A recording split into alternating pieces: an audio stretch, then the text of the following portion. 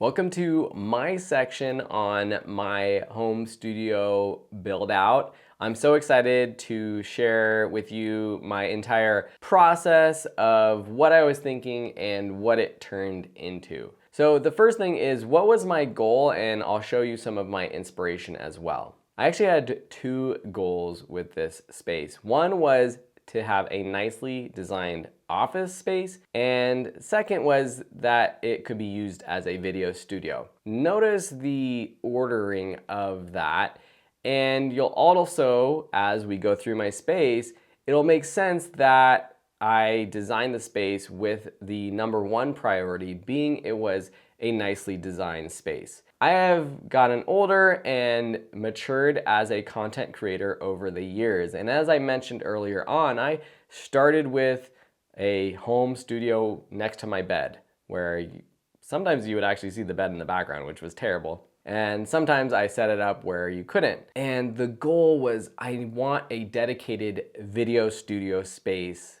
in an office or wherever that was a video studio space.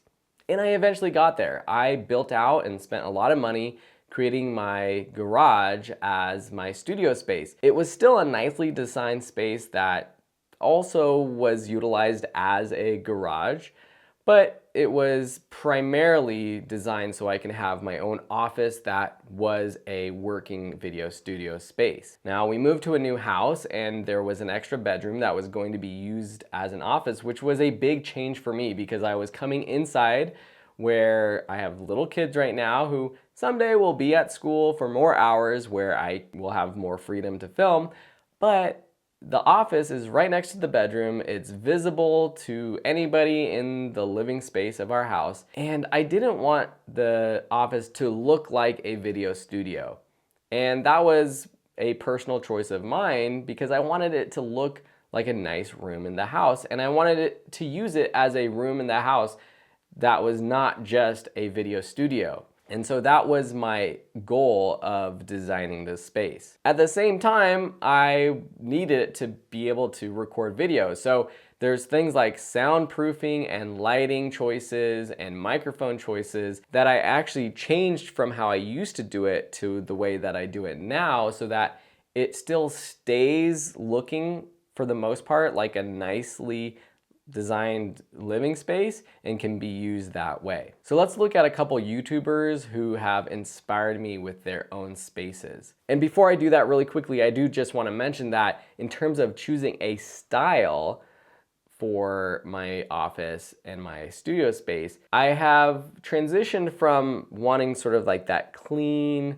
nondescript video studio that looks great because it's clean, the background, I use like maybe plain backdrops or just like that plain studio look, to something that fits my personal brand and my personal style a little bit more, which I was inspired by these YouTubers to do. One of them is Johnny Harris, and he has an apartment that doubles as a studio and office for his YouTube channel and his company.